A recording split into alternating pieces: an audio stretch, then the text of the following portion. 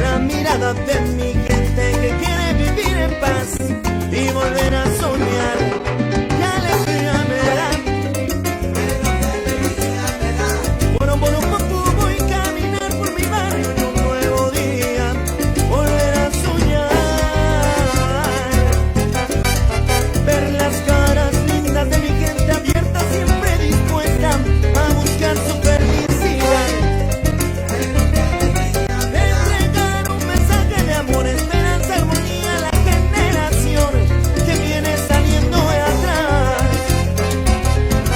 Ay, pero qué alegría me da, pero qué alegría me da, pero qué alegría me da. Bueno, yo soy parte de ese medio que se llama Canal 6 Quilicura, un canal comunitario, un canal desde la población marginal, como se le dice en Chile, Parinacota, que a todo orgullo lo digo. Es de mucho esfuerzo. Los canales comunitarios no reciben recursos de afuera. Sobrevivimos, que nadie se imagina cómo. Pero siempre hemos estado desde la lucha social, desde la verdad, desde informar al pueblo la verdad de lo que está pasando. Somos la plataforma del que no son escuchados para ser la voz de los sin voz. Esto no es un tema de partidos políticos, no es el color a uno, no es religiones. Entonces hay que entregar información verdadera de lo que está pasando realmente en el país, que es lo que la televisión chilena no hace. Nosotros simplemente le ponemos el micrófono al ciudadano común, no a los de siempre, porque es a ellos lo que la gente merece escuchar.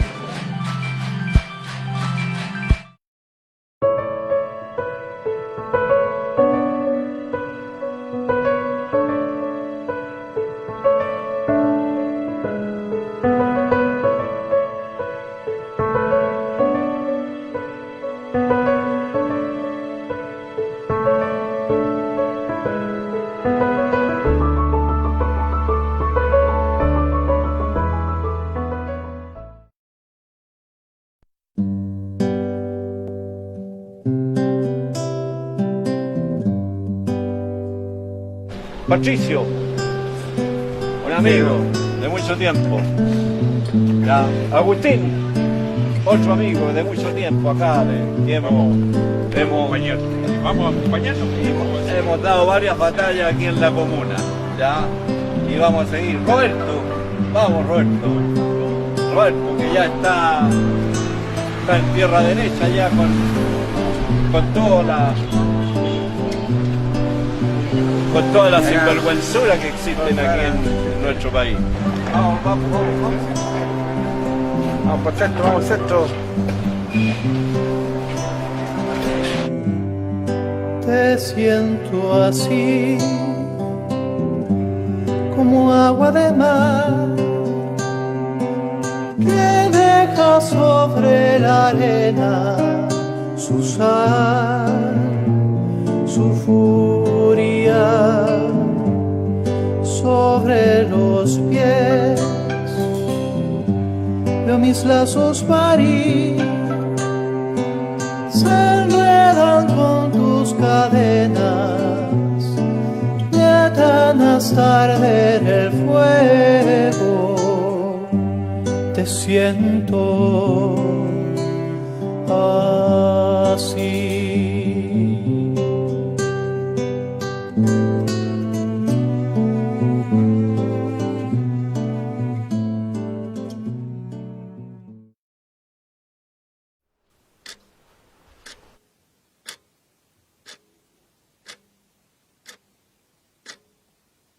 Yo nací en Contulmo, en la 9ª región, en la montaña. Teniendo más o menos 6 años, ¿ya? Mi madre se enfermó y nos vinimos a Santiago.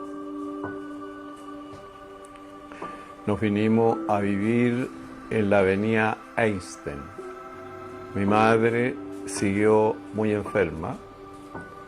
Falleció en enero de 1955. Creo que mi niñez no fue de las más felices. Mi padre, un año después, exactamente un año después, falleció.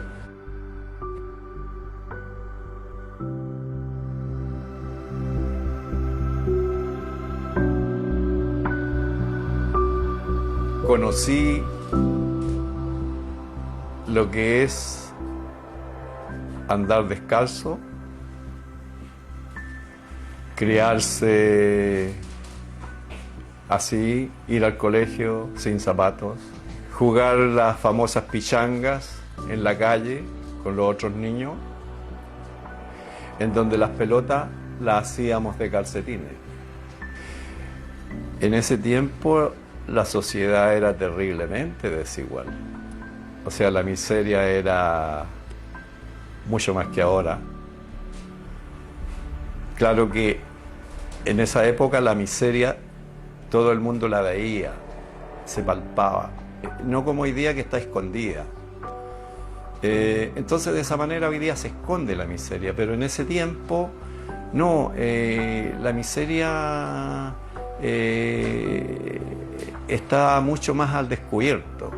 El que no tenía oportunidades no las tenía y no había crédito, no había nada que se superara. O sea, la gente, qué sé yo, la familia en las poblaciones, ni pensar de comprar un litro de aceite, por ejemplo, o un kilo de azúcar. No, era un cuartito de esto, un cuartito de esto otro, y así. Se vivía a diario.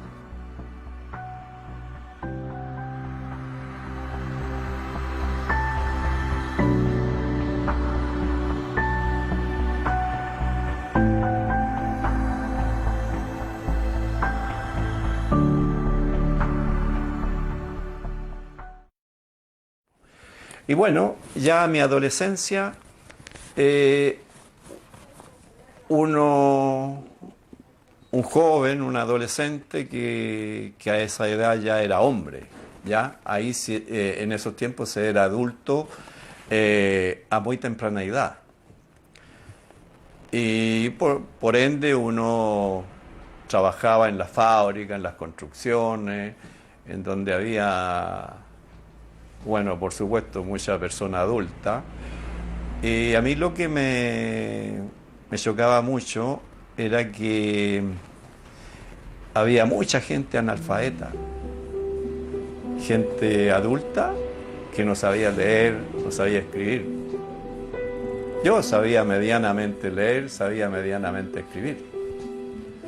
Así es como uno ya va tomando conciencia en la sociedad que uno estaba, en la sociedad que uno vivía. Y por ahí, en ese tiempo ya había sido 2 o 3 veces candidato el presidente Allende. Y bueno, justamente él, en una ocasión, no me acuerdo qué año, sería el año 64 tiene que haber sido, claro, la campaña de 1964. En su campaña, él estuvo en la avenida Einstein, fue a visitar estas poblaciones.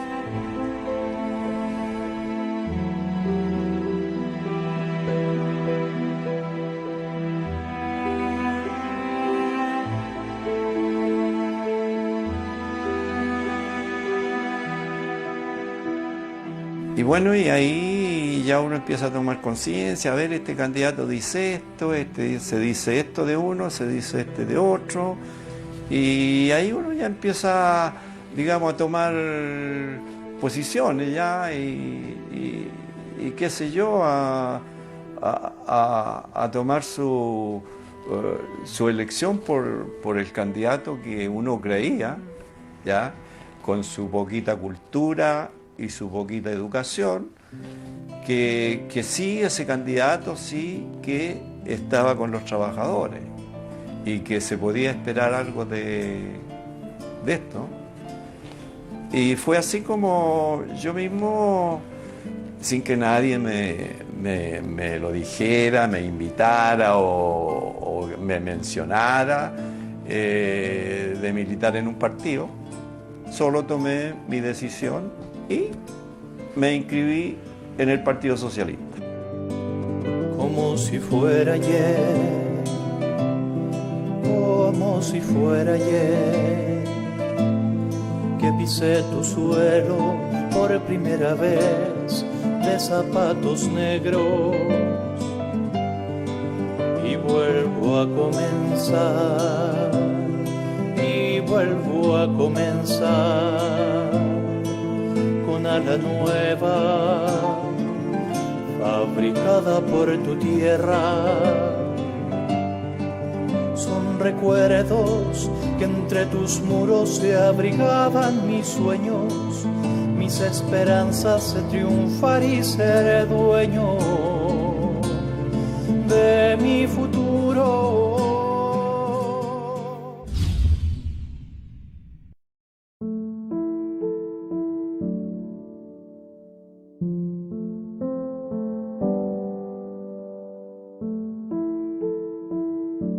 Salvador Allende remonta sus orígenes incluso a las épocas de las luchas de independencia de Chile.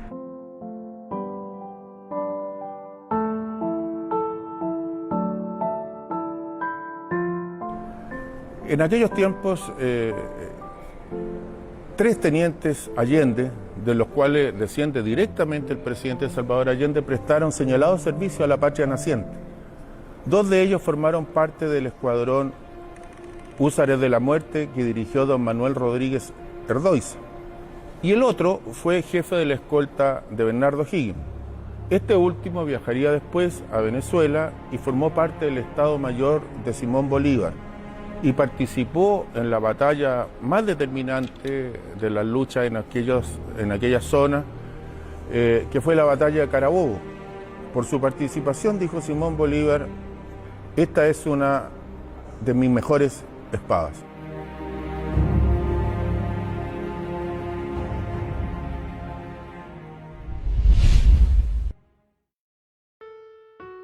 Encontramos ahí también otro apellido, de un señor que se llama Ramón Augusto Pinochet, y del cual el innombrable desciende en línea directa. Ese Ramón Augusto Pinochet es el tatarabuelo. Y tan pronto se desató la lucha independentista, corrió a decirle a los patriotas que él era un independentista convencido, incluso le dieron el grado de coronel de milicias. Tan pronto desembarcaron los españoles, Antonio Pareja en Talcahuano con tropas españolas, le envió mensajes diciéndole que ahora él era un fervoroso partidario del rey don Fernando VII. Esto lo anota José Miguel Carrera en su Diario Militar de la Patria Vieja, que ustedes pueden consultar. Y anota allí, dice, a este miserable traidor lo traje engrillado y lo metí a una cárcel de Santiago. De ese descendía el innombrable.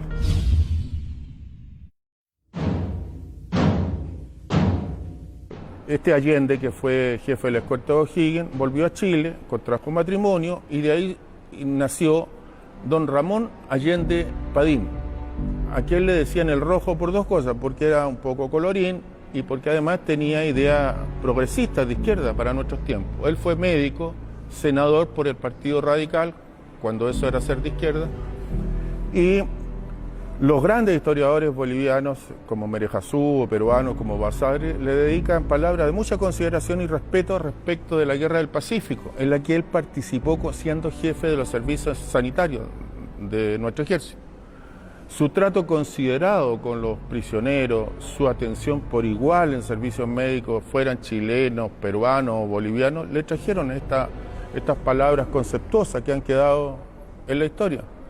Murió Ramón Allende Padín a muy temprana edad, al parecer de una enfermedad de diabetes que era poco tratable en aquellos tiempos, y el general Baquedano le lega en su testamento una pequeña cantidad de dinero a la viuda de Ramón Allende Padín y dice, es la viuda del hombre más noble que he conocido.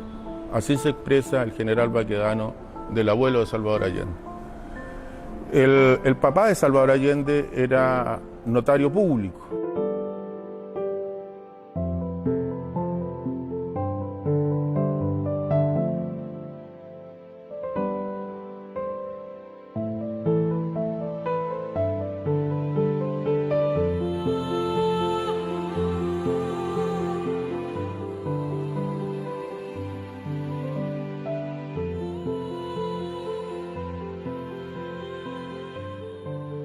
Salvador Allende fue médico, tenían derecho a vivir por las circunstancias de esas profesiones una vida acomodada, holgada, sin problemas.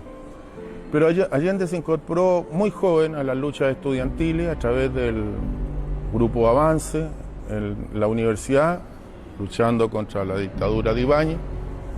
Siendo muy joven, en el año 39, fue antes de los 30 años ministro de Salud. Pero no solo acumulaba cargo el presidente Allende, sino que acumulaba también y principalmente medidas concretas al servicio de los ciudadanos. Creó el Servicio Nacional de Salud, logró llevar a que fueran leyes la asignación familiar, el pre y el postnatal, y desde siempre luchó por la nacionalización del cobre. Tuvo una visión internacionalista muy acendrada, y cuando llegaron refugiados aquí, luego del fracaso del asalto al cuartel Moncada,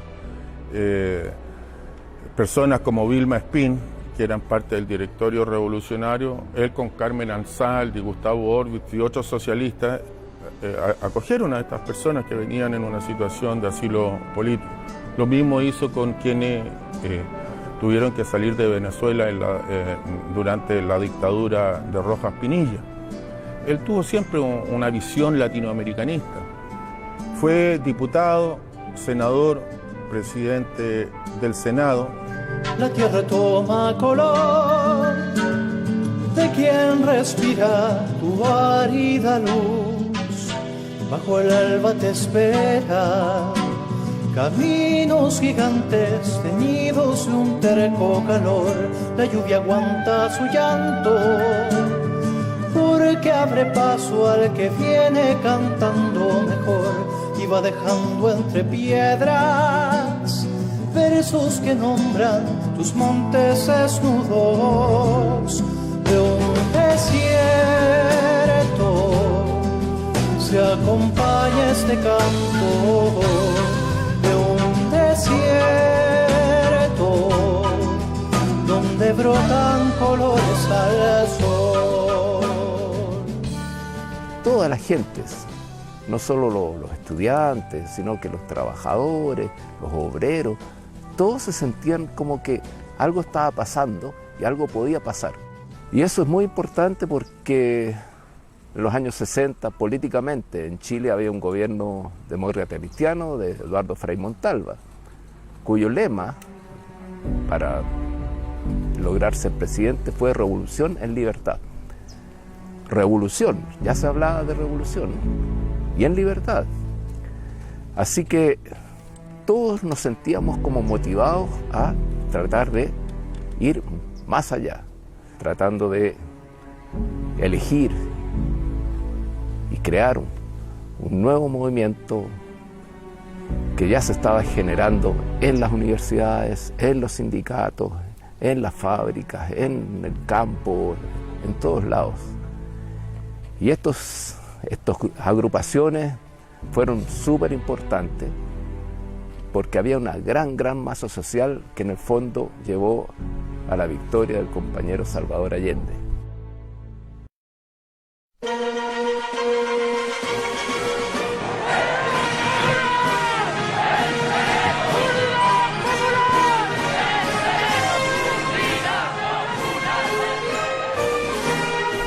En 1970, un poquito antes, previo a la elección, se formó lo que fue la Unidad Popular, que principalmente eran 5 partidos: Partido Comunista, Socialista, Radical y algunos grupos más chicos.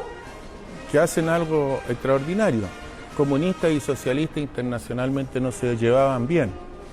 Sin embargo, aquí crearon una coalición a la que se sumó el Partido Radical y otras fuerzas menores. Previo, digamos, a la elección de Allende como candidato, hubo incluso una primaria, por así decirlo, donde habían distintas personas, entre ellos Pablo Neruda, que fue como un precandidato del Partido Comunista a la presidencia. Y una vez que Allende fue elegido como el candidato único de la Unidad Popular, se transformó en una figura símbolo. No era la primera vez que él se presentaba, por supuesto, si él se había presentado anteriormente. Luego ganamos las elecciones con el presidente Allende. Para ese momento, en el 70, yo que venía recién empezando a tener edad adulta, porque adulto ya era a temprana edad, como lo decía, la alegría era tan grande que uno no caía ya, no caía en su, no sé, en creer que eso era posible, de tener un presidente que de acuerdo a lo que yo me informaba, sabía de él, que iba a ser verdaderamente un presidente que iba a ayudar a la gente humilde, a la gente más postergada. En realidad, para nosotros, los militantes jóvenes en ese tiempo, era una esperanza, pero así grandiosa.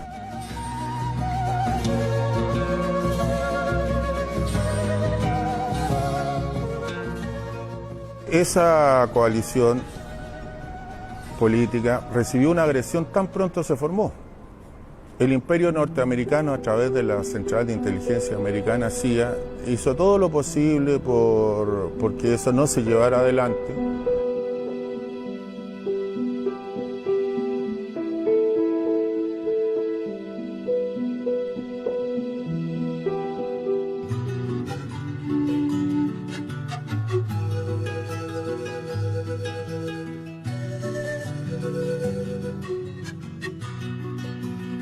Todos nos sentíamos como motivados a tratar de ir más allá.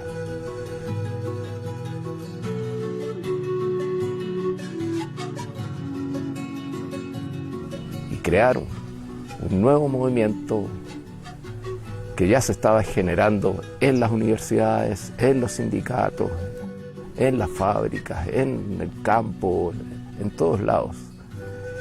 Y estas agrupaciones fueron súper importantes porque había una gran masa social que en el fondo llevó a la victoria del compañero Salvador Allende en 1970. Eso fue muy importante, particularmente en el asunto de la música. Yo creo que la música acompañó toda la campaña de Allende.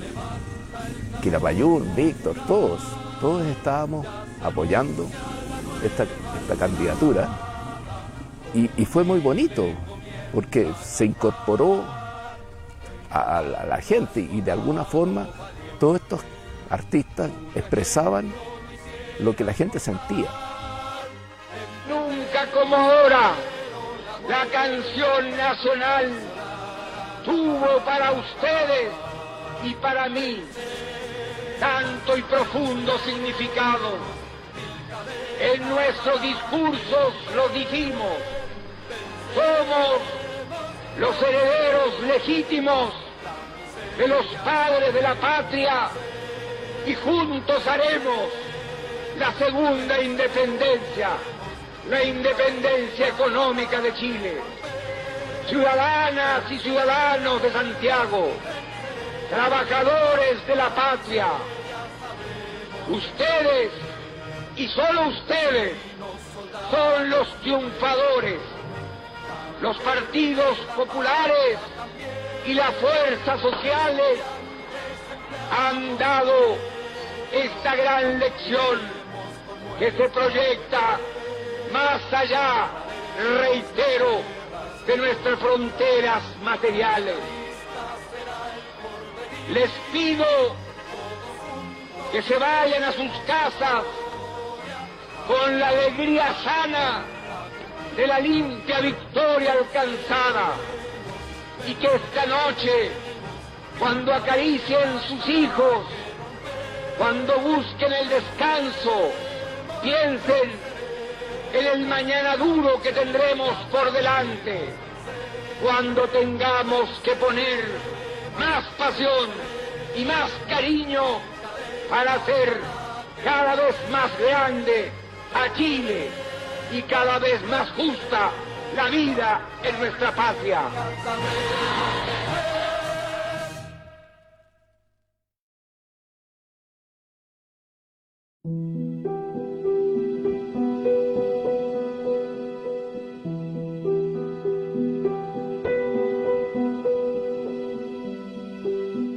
El grupo de amigos personales de Salvador Allende fue un grupo que se formó a partir de una necesidad. Intentaron matar a Allende durante la campaña presidencial. Ahí existieron planes que fueron detectados oportunamente. Y frente a eso, inicialmente un grupo pequeñito, 4 o 5 personas que venían del movimiento de izquierda revolucionaria, hicieron una suerte de escolta. Cuando ya el presidente Salvador Allende triunfó, esa escolta se hizo más grande, más nutrida, dotada de mejores elementos, porque era evidente que los sectores reaccionarios del imperio norteamericano iban a tratar de matar a Salvador Allende. La historia enseña que los grupos ultrarreaccionarios no ceden el poder y luchan por retenerlo. Seguramente tratarán en Chile de impedir nuestro acceso, pero no lo van a conseguir. ¿Qué caminos van a usar? ¿Qué métodos van a emplear? Depende de su irresponsabilidad o el grado de desesperación en que hayan caído. Pero la mayoría del pueblo de Chile sabe perfectamente bien que nuestros propósitos es servir a Chile y a su pueblo. Para ellos era, pero un tremendo problema de este presidente, un presidente socialista. Ese gobierno era muy peligroso para Estados Unidos y el establishment mundial, porque que un gobierno de izquierda llegara a tal condición producto de elecciones era cosa extraña. Un presidente que se decía incluso marxista, ¿ya? Y entonces para Estados Unidos era mucho peor que lo que había sucedido en Cuba o lo que estaba sucediendo en Cuba. Inmediatamente los sectores reaccionarios de este país operaron y montaron un complot para impedir que Allende asumiera, para posibilitar un golpe de Estado. Inmediatamente que él triunfa en las elecciones, Estados Unidos, por medio de su embajador y su encargado militar que había acá en Chile, Nixon, Kissinger, le ordenan interceder ante el comandante en jefe entonces de las Fuerzas Armadas, el general René Schneider, que le pida que impida que el presidente Allende asuma como presidente. Y él dice que no, jamás él iba a hacer semejante cosa, al contrario, él iba a hacer todo para que la Constitución se cumpliera. Los norteamericanos proporcionaron armas, dinero y orientación. Resultó muerto el general René Schneider Cherot. Es decir, que el primer militar que cae bajo balas por razones políticas en Chile es el general René Schneider, y las balas las dispara la derecha y los norteamericanos. Envían armas por valija diplomática y dinero a un grupo que forman acá, que habían gente de las Fuerzas Armadas y algunos civiles, para que secuestren al general Schneider. Si lo secuestraban, eso le iba a dar lugar a que era la izquierda que lo secuestraba, ¿ya? O sea, la gente, nosotros, los partidarios del presidente Allende. Y de esa manera, entonces, el resto de las Fuerzas Armadas iba a reaccionar.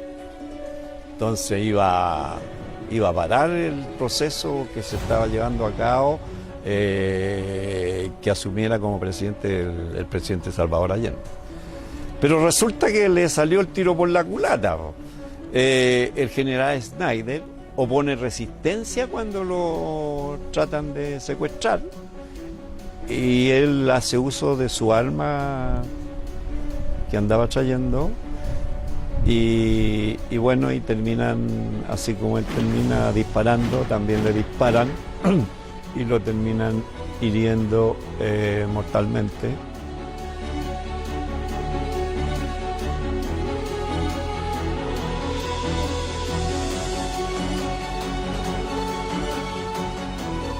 La derecha desesperada ha tratado de crear un clima de caos.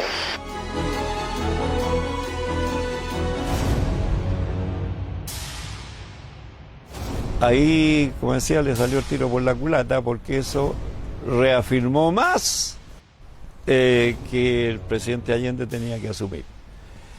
Entonces, visto eso, la gente que estaba en ese momento alrededor de él, la gente más cercana, entre ellos Beatriz Allende, la hija, la Tati, la compañera pero de una grandeza increíble, y el Coco Paredes y otras personas cercanas deciden que si no se hacía algo de crear un círculo de gente de mucha confianza alrededor del presidente, el presidente se iba a morir en los primeros días de su gobierno. Si el GAP no hubiera existido, Allende habría sido sacado a empujones y de manera humillante, como lo habían hecho los militares argentinos en 1966 contra el doctor Ilian en Buenos Aires. Eso era lo que querían. Y ahí nace la idea de crear un grupo de civiles, militantes, alrededor de él. Bueno, el Partido Socialista no tenía mucha gente preparada en armas, ¿ya? Que supiera todo este manejo de una organización paramilitar. Y ahí estaba el MIR, que sí, ellos hacían acciones armadas, en fin. Y bueno, y se llega a un acuerdo con ellos, que ellos ya asumieran eso. Y fue así como sucedió, pero el MIR estaba contra la política del presidente Allende, ¿ya? Decían que era un socialdemócrata, que esto, mucho desorden, hacían cosas que no eran dignas de un grupo de personas que ande protegiendo al presidente. Y bueno, y fue así como el Partido Socialista decidió tomar ellos en mano esto. Pero la razón por qué se creó este grupo alrededor del presidente fue explícitamente esto, ¿ya? El asesinato del general René Schneider por no aceptar de impedir que el presidente Allende asumiera como presidente.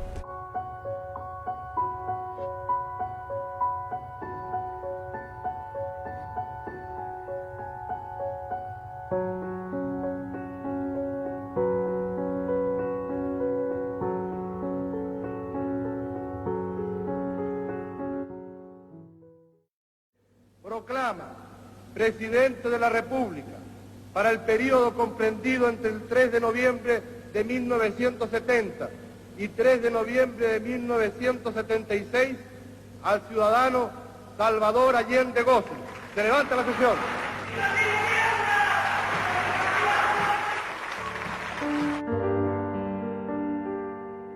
Este grupo de jóvenes que son reclutados en el ámbito de la juventud socialista, no son guerrilleros. Vienen de distintas funciones y labores en la sociedad. Unos vienen de la universidad, otros vienen de la fábrica, otros vienen de las poblaciones, otros vienen del campo. No eran los típicos guardaespaldas, maseriados, nada, eran jóvenes normales.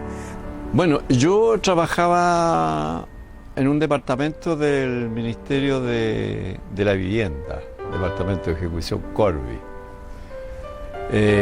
Estaba a cargo de una obra en el Cortijo Norte.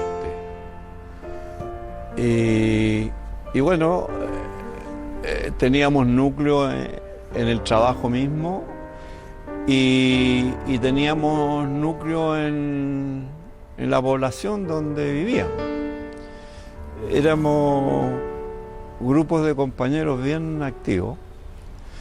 Y bueno, a partir de ese momento el partido empieza a llamar compañeros de todas partes del país, de todos los medios, digamos, de trabajadores, estudiantes. Y bueno, todo esto era voluntario. Nos proponían, nos decían los dirigentes, mira, se está reestructurando el GAP y ahora el partido lo tomó en mano y quiere que sean puros militantes del Partido Socialista.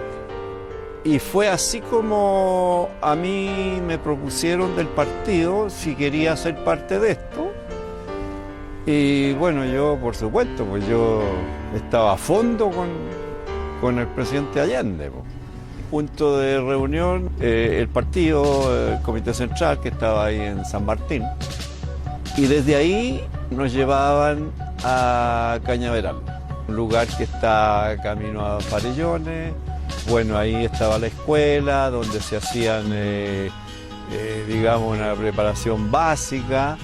Y bueno, eso duraba 3 semanas, un mes máximo, esos cursos que nos hacían un curso de todo y a la vez nos probaban si nosotros éramos personas adecuadas para cumplir ese rol de cuidar al presidente. Y es así como llegábamos grupos de 15, 20 compañeros y al final del curso a veces quedaban 2, 3 compañeros, 4, en fin, y el resto volvía a sus lugares de origen. Los que quedaban nos designaban de acuerdo a las capacidades de cada uno, a qué grupo. Algunos eran designados al grupo operativo, grupo de avance que se le llama hoy día, otro al grupo de guarnición, que eran los compañeros que cuidaban los lugares físicos donde llegaba el presidente, incluyendo Tomás Moro, por supuesto, y otros compañeros al grupo de escolta.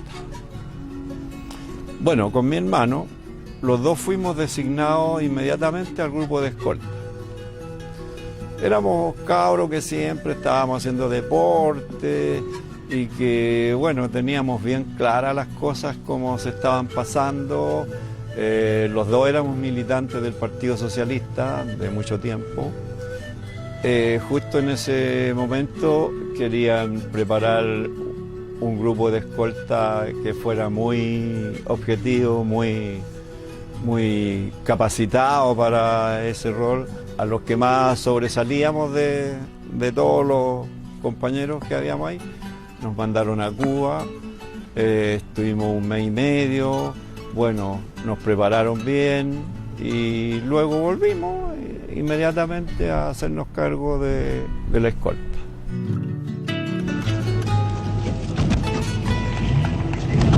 Éramos los únicos compañeros de todo el dispositivo de seguridad, así era el nombre, dispositivo de seguridad, y solamente los compañeros de escolta estábamos cerca del presidente, tanto que en la noche cuando él estaba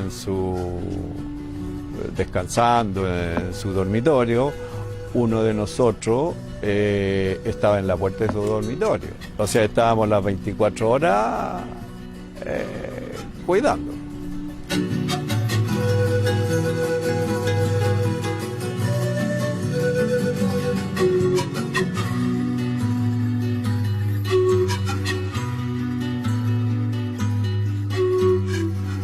Bueno, nos encontramos en Tomás Moro, en donde está la casa que se compró durante el gobierno de la Unidad Popular, la casa para los presidentes. Él vivía en la calle Guardia Vieja, por Providencia. Fue siempre una persona relativamente modesta. Vivía como cualquier ciudadano de clase media de hoy día.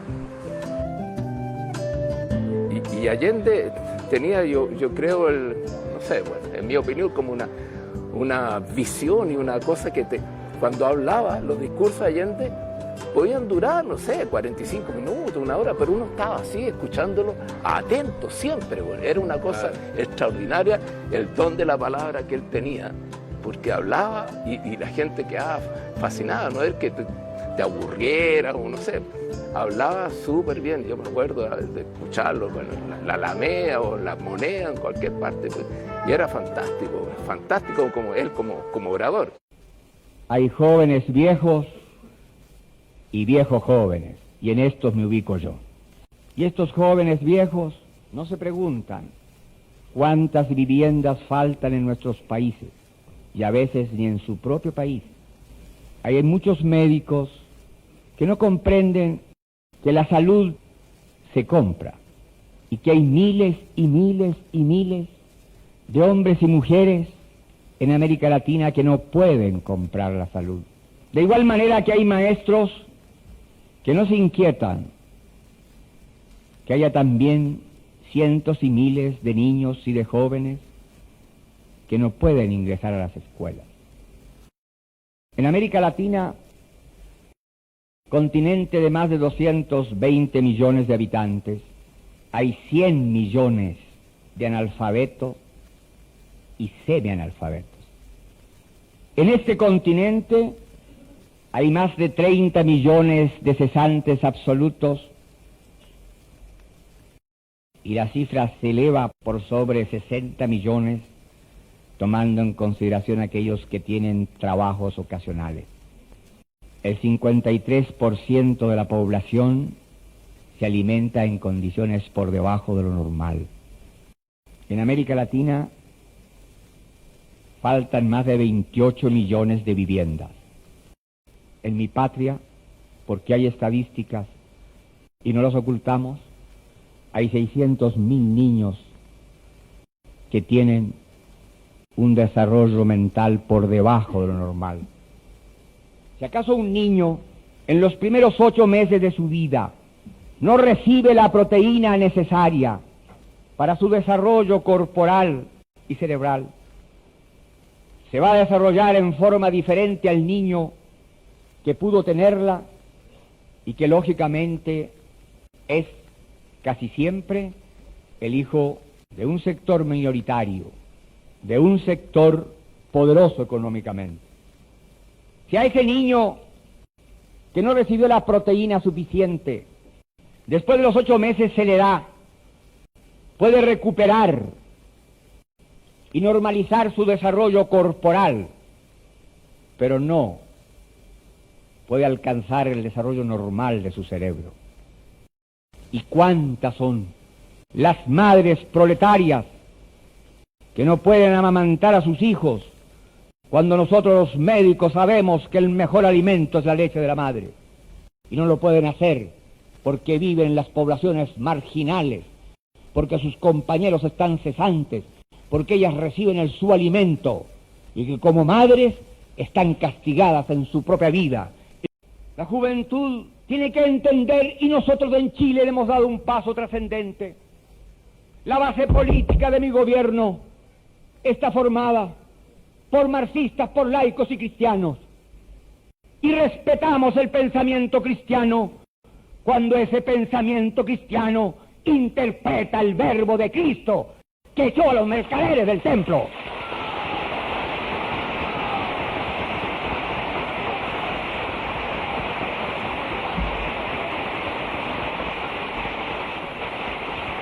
Los marxistas conjugamos una misma actitud y un mismo lenguaje frente a los problemas esenciales del pueblo.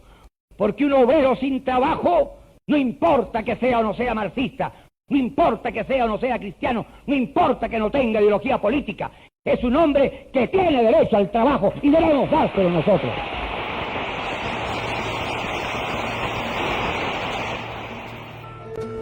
Y lo bonito, bueno, tú te acordarás también que Allende llegó con un programa. Así es, las 40 medidas. Las 40 medidas. Una vez que Salvador Allende consiguió el triunfo del 4 de septiembre de 1970, con un programa claramente revolucionario que contemplaba 40 medidas básicas, entre ellas algunas fundamentales: la renacionalización del cobre, la reforma agraria, la baja en las remuneraciones grotescamente altas de algunos funcionarios públicos, el medio de litro de leche. Y lo primero que hace cuando llega al gobierno, decreta medio litro de leche para cada niño en Chile.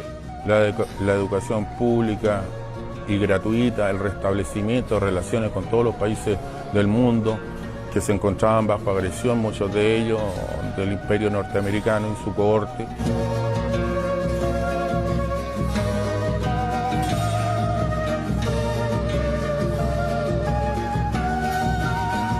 Yo creo que el mundo estaba mirando Chile por el proceso extraordinario, único en el mundo, que se estaba llevando a cabo acá. El gobierno no solamente era esperanza para nosotros los militantes, sino que para el pueblo en general, la participación de los pobladores en la autoconstrucción de calidad. Y gratis, por el momento. O sea, más bien, digamos, ellos aportaban el trabajo, por lo tanto, no era gratis, sino que era el trabajo de ellos tenía la importancia, ¿no es cierto?, que iba a ser entregada a su familia. Ahora, todo eso, ¿no es cierto?, con lo de la leche, el medio litro de leche, que muchos, especialmente de la gente inconsciente o de oposición en esa época, con esa leche rayaba las canchas de fútbol. No te digo todo, pero se vio eso también para las mamás. Fue una cosa, la participación de la mujer en ese momento fue grandiosa, no solamente en el momento del golpe, sino que anteriormente con su participación en las juntas de vecinos, en las JAP, en todo eso que permitía organizar la alimentación popular. Bueno, él está empeñado a que se formaran muchos profesionales en Chile, en las universidades. Por eso abrió las puertas a los jóvenes que quisieran estudiar y darle todas las facilidades del mundo, ¿ya? Apenas él llega al gobierno, él exige que a los trabajadores se les empiecen a pagar sueldos de verdad, no esos sueldos miserables, ¿ya? Que algunos por ahí, si se les permitía hacer, encantados, habrían seguido pagándole a los trabajadores con ficha. El gobierno de la Unidad Popular también tenía una mirada de futuro en varias direcciones, en el ámbito de la computación, como se ha señalado, se construyó un automóvil, el Yagán, que iba a ser un auto popular, ¿ya? En la que tuvieran posibilidades de tenerlo todas aquellas familias, en fin, que quisieran tenerlo. Se fabricaron televisores de marca nacional. Era impensable, como decía, antes del 70, que un trabajador tuviera un televisor. Bueno, y por allá por los años 72, ya un trabajador con un mes de sueldo podía comprarse un televisor. había un gran sentido de la necesidad de un desarrollo tecnológico y científico nacional.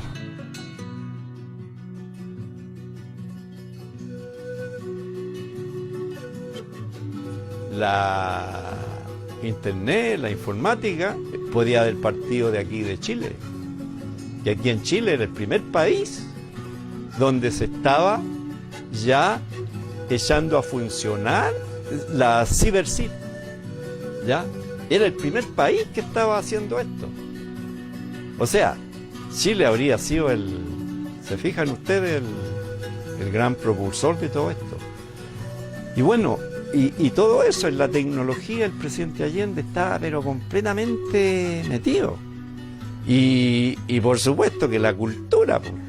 Y ahí comenzó un nuevo proceso, donde mucha gente se incorporó, donde mucha gente, y sobre todo los artistas, continuaron haciendo una gran labor. Pero yo diría que fundamentalmente, como había como este deseo, estas ganas de hacer cosas, de participar, no solo los artistas, sino que todo el mundo quería de alguna forma expresarse. Y fue así como el año 72 que se hace en Chile una gran convención por todos los artistas e intelectuales del mundo, y el que estaba a cargo en Chile era José Balmes, y Balmes mismo, me cuenta él, le dice a Balmes: mira, oye, ¿sabís? Tengo una idea, podríamos aquí hacer un museo, ¿ya? Un museo para los chilenos, qué sé yo, y cómo hacerlo. Entonces Balmes le dice: ya, pues le dice, vamos a hablar con el presidente. Y fuimos por Morandé 80, ahí estaban ustedes, los compañeros del GAP, le dijimos que queríamos hablar con el presidente, ¿sí? Listo, nos hicieron entrar. Y la Vallita inmediatamente va a conversarle esto al presidente, que en ese momento no tenía a nadie en su despacho, y dice que el presidente se paró y fue él a abrirles la puerta y a recibirlo, y los hizo pasar. Y bueno, pero en ese momento no se demoraron más de 10 minutos en estar de acuerdo con crear el Museo de la Solidaridad. ¿Ya? Y le da la responsabilidad a José Balmes. Y yo me acuerdo perfectamente, y lo digo y lo afirmo hasta el día de hoy: nunca en Chile se ha hecho mayor actividad cultural que durante los años de la Unidad Popular. ¿Y por qué? Yo diría que porque la gente tenía ganas de participar, la gente tenía ganas de expresarse, porque la gente estaba feliz, porque la gente tenía una utopía, porque había un proceso que era nuevo en el mundo, llegar al socialismo por las vías democráticas. Era único, era tan único que todo el mundo estaba pendiente de lo que pasaba en Chile. Y vuelvo a comenzar, y vuelvo a comenzar con ala nueva, fabricada por tu tierra. Eso, más la renacionalización del cobre, más la reforma agraria, le ganó la odiosidad de fuerzas muy poderosas y que actúan sin límites éticos. Entonces hacían que hubiera desabastecimiento, ¿no? ¿Ya? Y que la población no podía abastecerse con alimentos normalmente. ¿Por qué? Porque Mercado negro. La mercadería, ¿no es cierto? Y después la vendían de a poco al doble o al triple. Mercado negro, claro. Claro, el mercado negro. Todas las agresiones que se desataron sobre el gobierno del doctor Allende están reconocidas por los norteamericanos. Fue tan criminal lo que se hizo a partir del 11 de septiembre del 73 que esto escandalizó incluso a la opinión pública norteamericana y le exigió a su gobierno, entonces dirigido por personas que habían participado directamente en instigar el golpe en Chile, que aclararan qué participación tenía. Y de eso surge el año 1975 un informe senatorial que adquiere el nombre del senador que lo presidió, el informe Church. Ahí se reconoce la intervención norteamericana desde el año 64, cuando decían que los comunistas se comían las guaguas, que los niños iban a llegar a Rusia, de que los tanques soviéticos iban a estar frente a la moneda.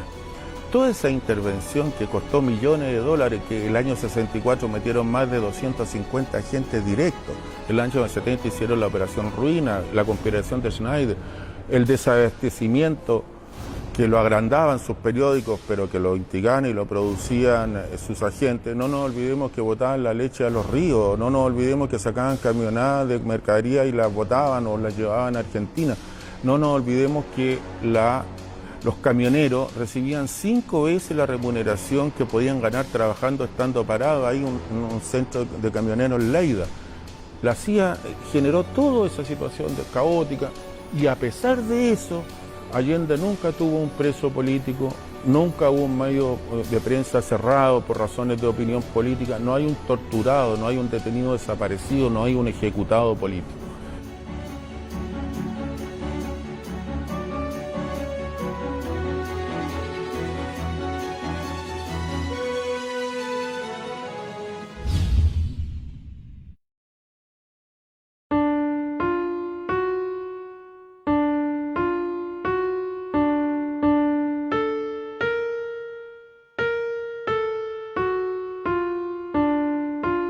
El 29 de junio de 1973, el regimiento blindado número 2, al mando del coronel Super, intentó dar un golpe de Estado, instigado, coordinado por militantes y dirigentes del movimiento nacionalista Patria y Libertad. Ese día, nuestros jefes no dejaron salir al presidente de Tomás Moro, porque el presidente quería ir al tiro, a enfrentar a esos golpistas. Y en ese momento el GAP estaba en condiciones de haber puesto fuera de combate a los 5 o 6 tanques más tropas que estaban operando sobre la moneda y el Ministerio de Defensa. El presidente Allende dio instrucciones para que eso no se produjera. Y como nosotros ya lo conocíamos bastante, que era una persona con unos inmensos cojones, seguramente que él iba a ir a enfrentar personalmente a esos oficiales, en fin, que se permitían eso, y en esa no iba a faltar el mercenario o loquito que a lo mejor lo iban a acribillar a balazos. Pues entonces nuestros jefes no le permitieron salir. 2 veces intentó salir y no se le dejó. Él se las arregló para llamar al helicóptero. El helicóptero llegó a Tomás Moro. Y nuestros jefes nos mandaron a algunos compañeros a decirle al piloto que se retirara, que ya no se necesitaba. Bueno, cosa que se hizo fue y el piloto se fue. En un momento no hubo más posibilidades de que el presidente no se subiera a los autos y saliéramos a la moneda, y así que tuvo que hacerse. Y en ese momento uno de los jefes nuestros, Aníbal, nos junta ahí en la rotonda, a la salida de la puerta de la casa, nos explica la situación y dice, por lo tanto, tenemos que irnos. Y para esto necesitamos un auto con 4 voluntarios, que van a tener que abrirle paso a la escolta ante cualquier amenaza o quedarse a cubrir la retirada de la escolta.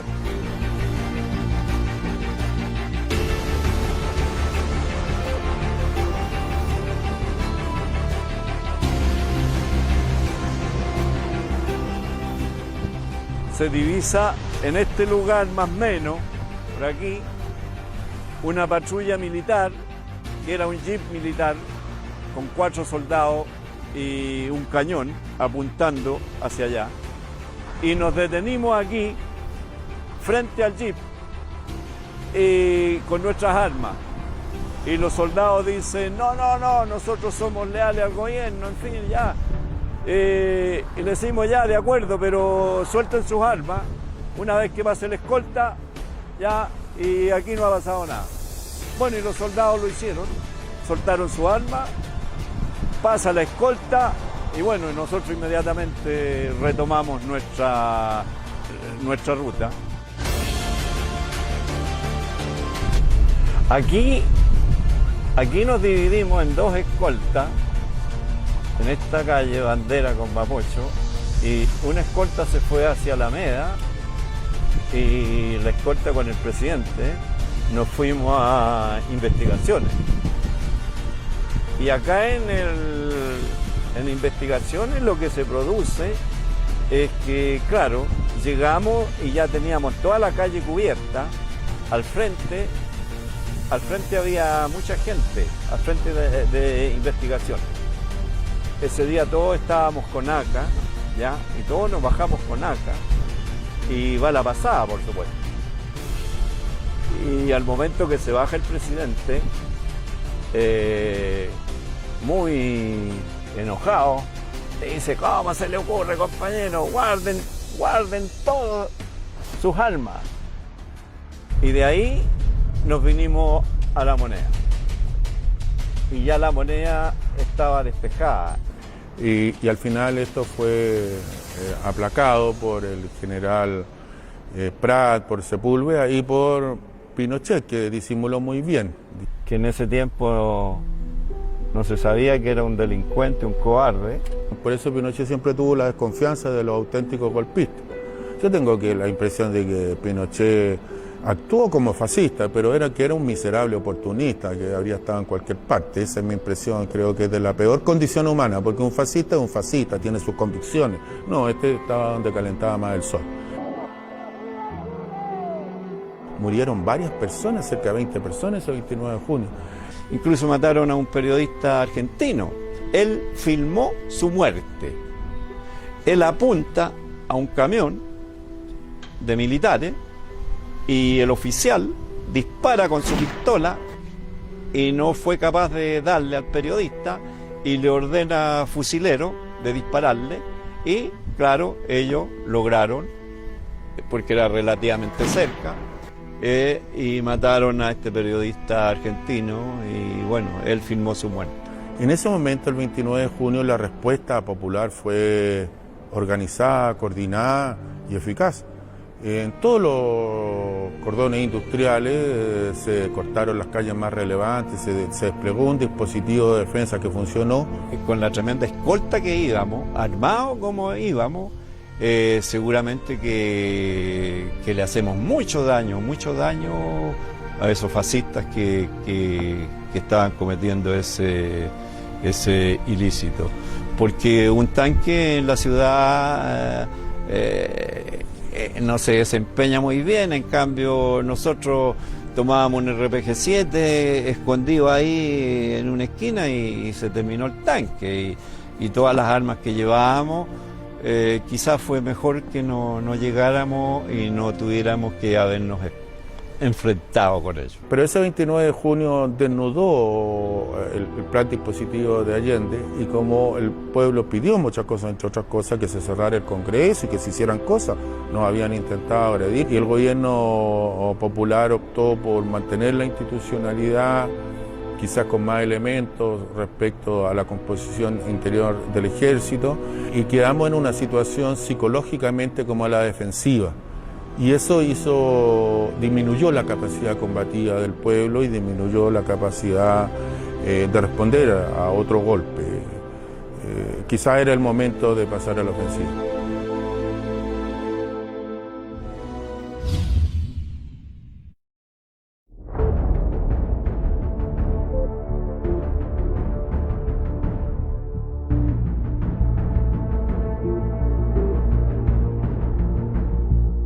¿Cómo se entera el presidente del golpe de Estado? Llega una llamada de teléfono, un oficial de Carabineros, queriendo hablar con el presidente urgente. Y de guardia estaba Rodolfo, que era mi hermano, en la puerta de su dormitorio. A las 6:15 aproximadamente sonó uno de los teléfonos. La llamada venía del general Urrutia. Golpeé suavemente. El presidente me respondió entre dormido, una exclamación: ¿qué pasa?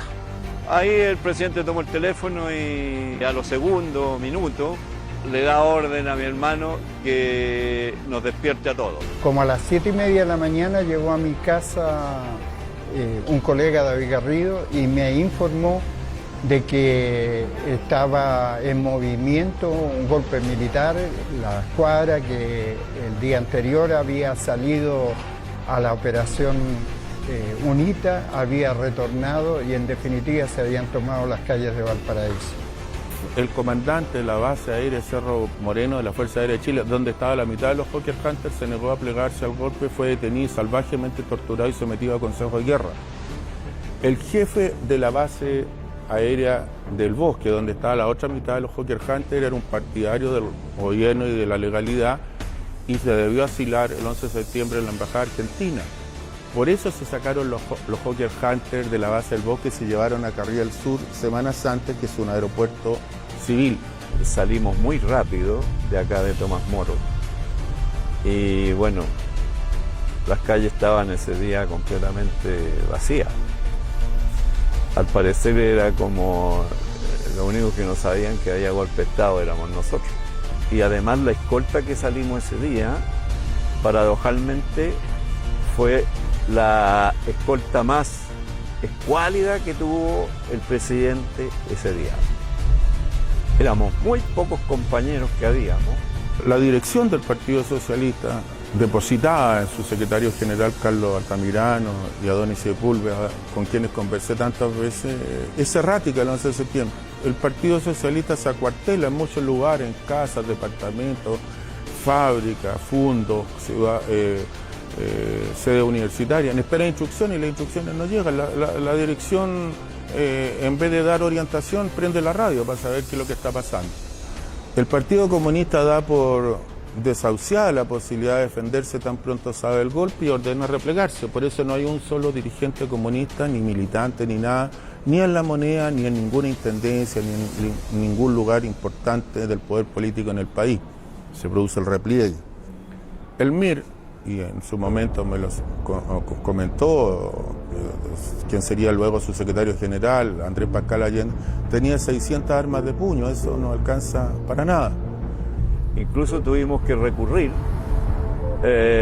incluso un poquito por la fuerza, echar a los autos, completar los autos con compañeros que eran de guarnición, que no tenían, digamos, la preparación que tenía la gente de escolta. Pero hasta ese momento aparecía la Carabineros y la Guardia Palacio defendiendo La Moneda. Hasta ese momento habían unas tanquetas. Nosotros llegamos desde Tomás Moro a La Moneda, dejamos al presidente en la entrada principal.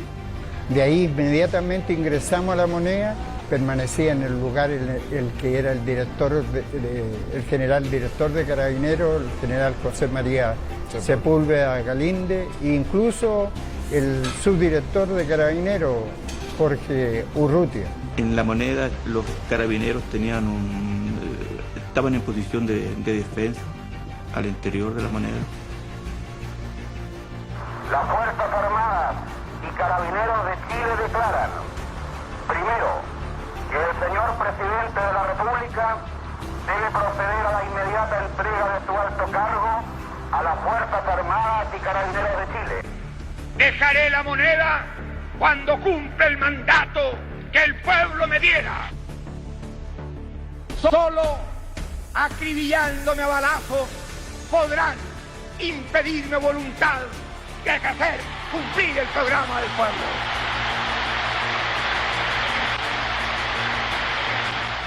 Había un plan de defensa. En La Moneda, la gente que contábamos con armas para defendernos, no éramos más de 20 de la Guardia Personal, más efectivos de la Policía Civil, que también permanecieron con nosotros. Y también el presidente Allende, que al mismo tiempo hacía parte como un soldado más. Nos distribuimos en distintos lugares, se inició la planificación de defensa de La Moneda, no contemplando a la Guardia Palacio porque se había retirado, pero ahora fue curioso, la Guardia Palacio se retiró pero dejó emplazadas sus armas. los fusiles SIG con sus trípodes que existían y quedaron las tiras con munición. La misión nuestra era mantener a raya los soldados que trataran de entrar por el lado de Alameda. Esa era nuestra misión. Nosotros ocupábamos el Ministerio de Obras Públicas y ya habían radios conectadas con organizaciones desde Tomás Moro, de la central de radio, que se le avisaba inmediatamente a esas organizaciones. Y acá todos los edificios del entorno de La Moneda estaban acordados con diferentes organizaciones, diferentes partidos, que ellos cubrían eso tal y tal edificio. Y el Partido Socialista, que había tomado algunos recuerdos, se divide en tres ese día en su accionar. El grupo, el aparato del Frente Interno del Partido Socialista, que era un grupo pequeño, 140, 150 compañeros con fusiles AK, se dirige hacia los cordones industriales, hacia la zona sur de Santiago, olvidando que el eje del proceso es Salvador Allende. Donde esté Salvador Allende está la suerte del gobierno y de la revolución chilena. No hay ninguna posibilidad política al margen del presidente Allende. Pero ellos no acuden hacia Allende, sino que acuden hacia la zona sur en la idea de liberar una zona y desde allí plantear una defensa.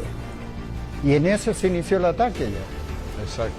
Sí, ya vino las armas de los blindados, porque la verdad que nosotros vimos en aquella mañana pocos militares que estuvieran cerca de La Moneda, solamente los vehículos blindados y las piezas de artillería que empezaron a disparar contra La Moneda. Eso fue ya cercano a las 9 de la mañana.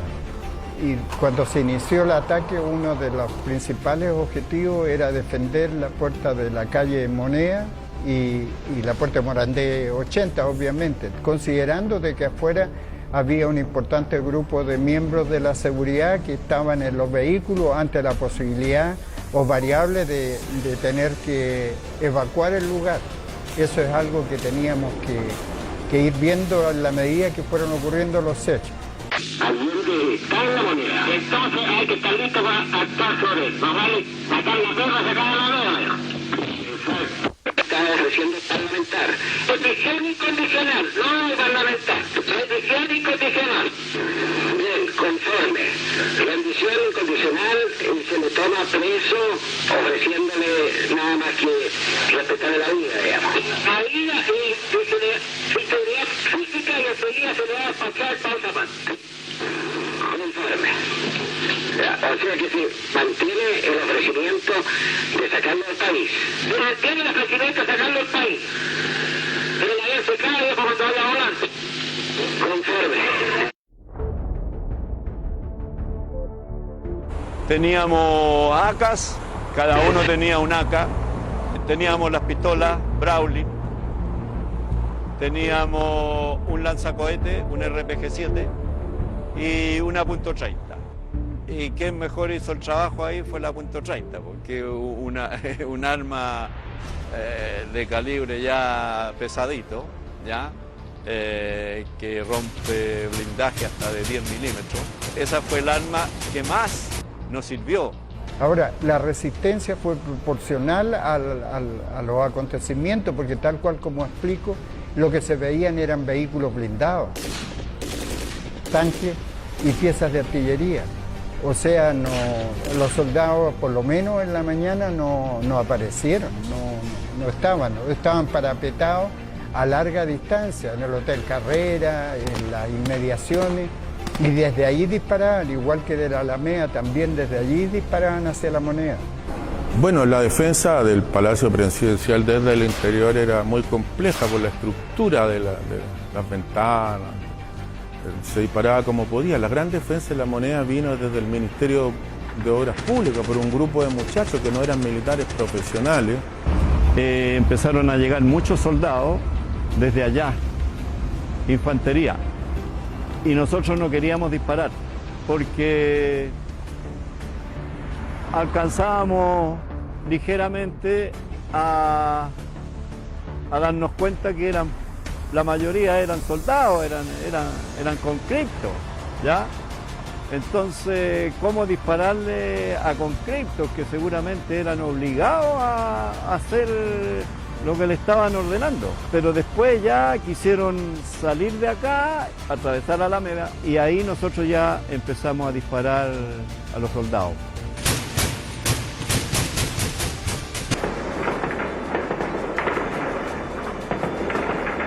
Y a la vez empiezan a disparar mucho desde esos edificios y de acá del Ministerio de Defensa, ¿ya?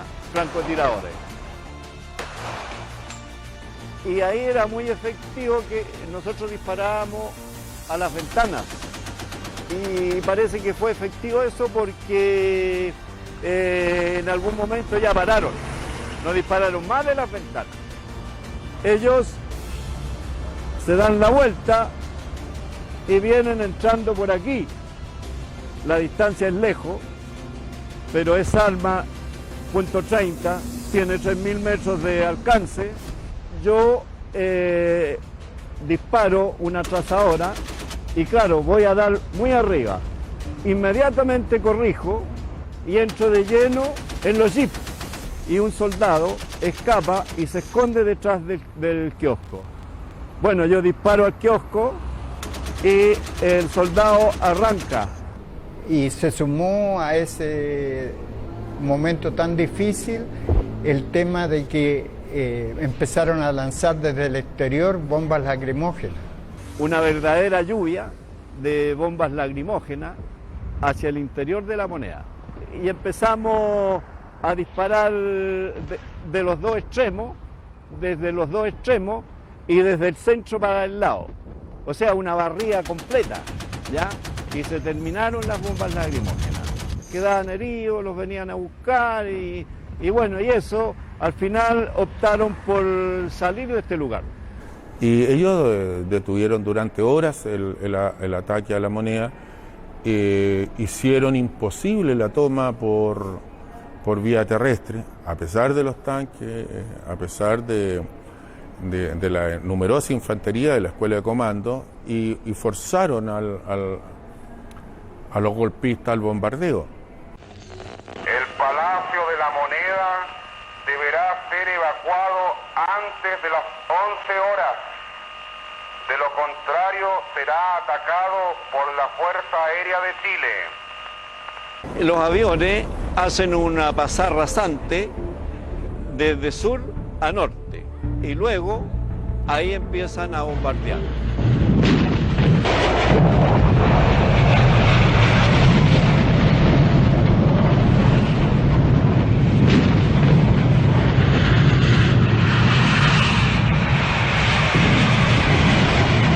El bombardeo aéreo logró destrozar las cañerías del agua.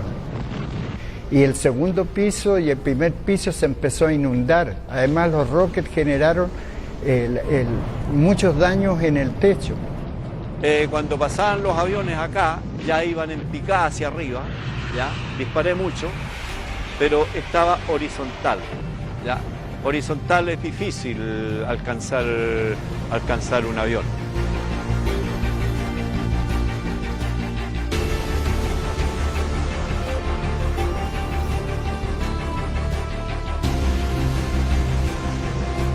Era terrible escuchar las explosiones de los cristales, las bombas, el polvo, el fuego.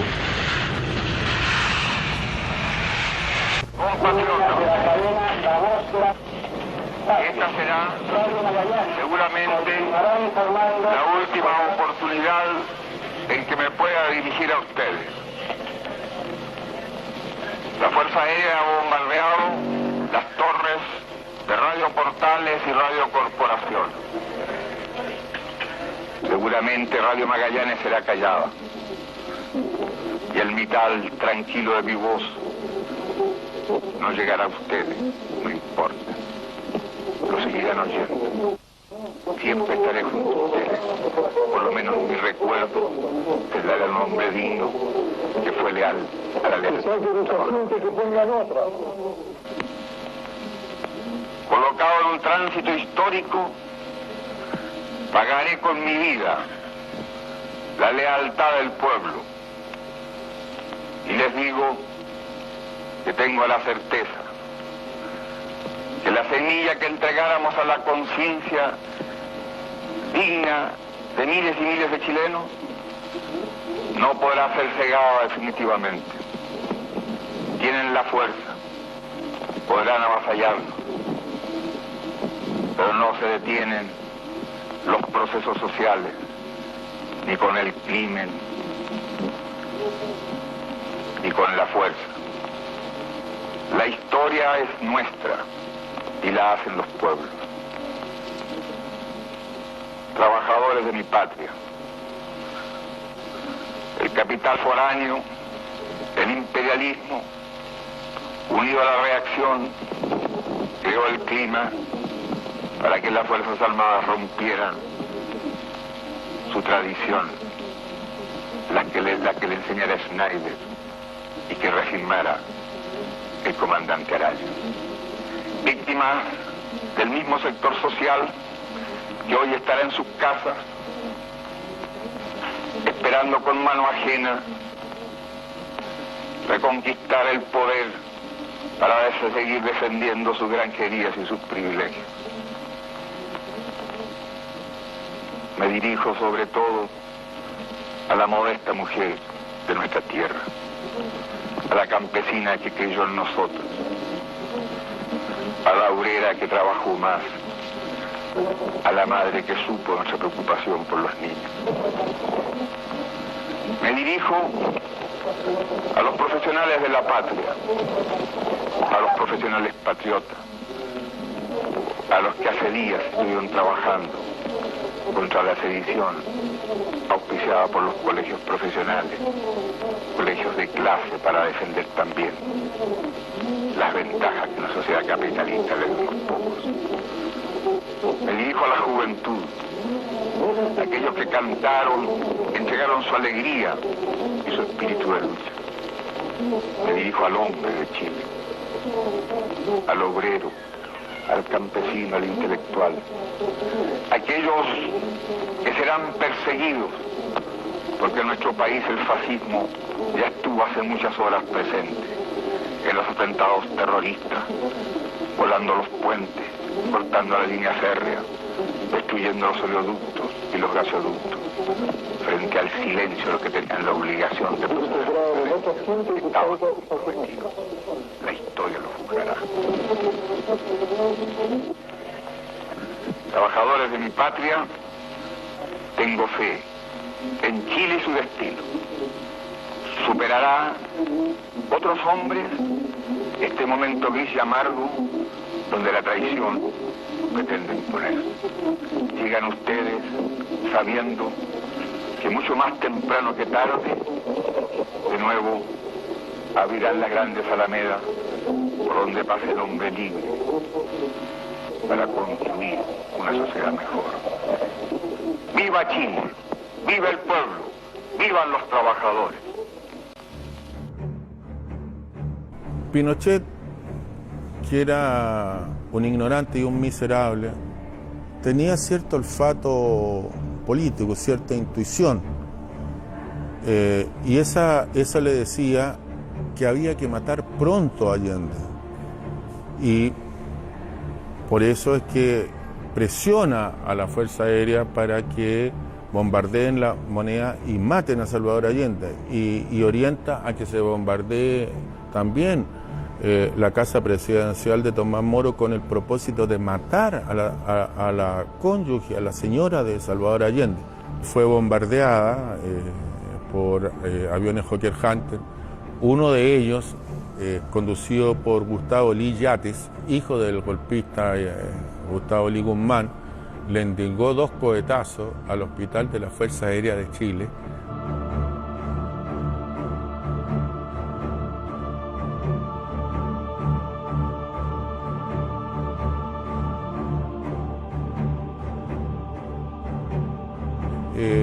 Con unas ametralladoras lo ahuyentaron a los helicópteros del ejército ahí y no pudieron tomarse sino simplemente hasta que sus defensores abandonaron eso, y ahí la derecha mostró la hilacha.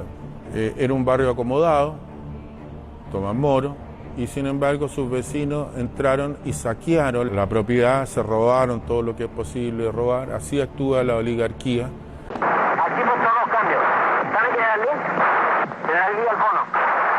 ¿Por qué no le comunica por favor a mi General Lee, de parte del General Pinochet, por favor, el ataque aéreo sobre los techos del Ministerio de Obras Públicas y del Banco del Estado, si lo puede hacer lo antes posible?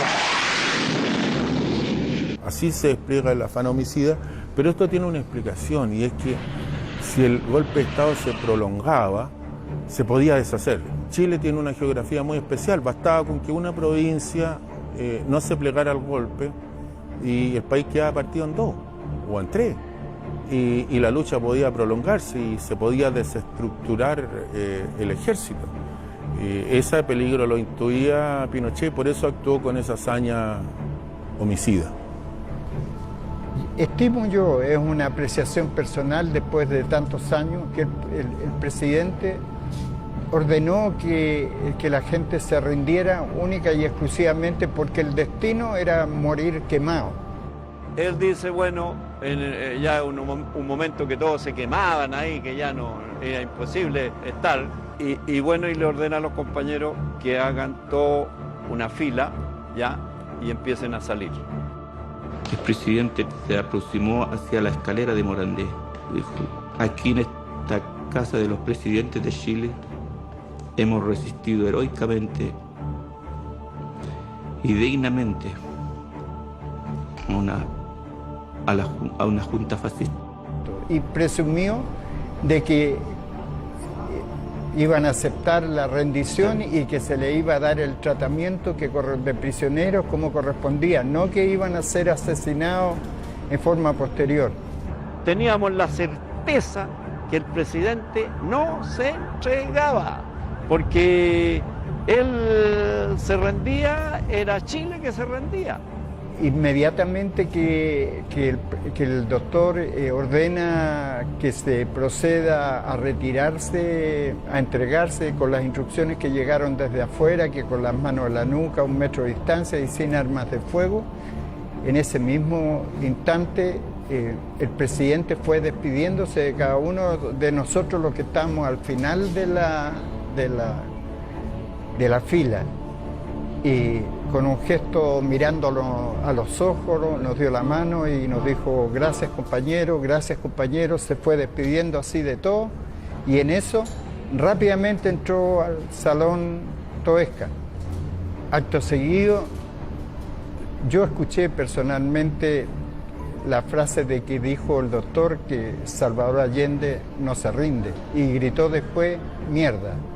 Hubo un colega mío que dijo que había manifestado milicos de mierda, pero yo no escuché eso. De la misma forma, con el ingreso de él al lugar, se producen, según mi estimación en ese momento, más de un disparo. Inmediatamente después entra el doctor Guijón. Según su estimación, él dice que entra en el momento mismo que el doctor se está disparando. Según la estimación de nosotros los detectives, él entra inmediatamente después de los disparos. Ingresa Enrique Huerta en forma posterior, dice, y sale diciendo el doctor se mató. Entra Arturo Girón, dice Arturo, el presidente se mató. Mis colegas David Garrido, el negro Basaure, entraron, lo vieron y dijeron el doctor se suicidó. En ningún momento Salvador Allende propició un enfrentamiento armado en Chile, hizo todo lo posible por evitarlo.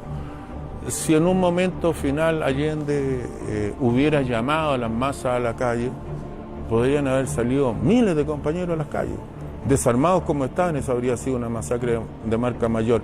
Él quiso concentrar sobre sí, de la misma manera que José Manuel Balmaceda, los odios de la oligarquía y el imperialismo. Quiso decirle, mire, matándome a mí, sáciense. Ya ahí tiene el odio de ustedes bastante para estar saciado. Y quiso evitarle mayores sufrimientos a su pueblo. Vemos salir a los compañeros por la puerta de Morandé 80. Llegamos a calle Morandé, a la puerta, nos tendieron en el suelo, en distintos lugares estuvimos tendidos en el suelo con las manos en la nuca, nos recibieron a culatazo. Estábamos tendidos en el suelo y de repente aparece un tanque. Amenazando que si no parábamos de disparar, ellos iban a pasar el tanque por encima de los compañeros. Y nosotros, bueno, paramos, pero ahí empezó el dilema nuestro, pero ¿por qué los compañeros se rinden si nadie se rinde? Y el general Palacio ordena que salgan, dispone que puedan salir la gente del Ministerio de Obras Públicas.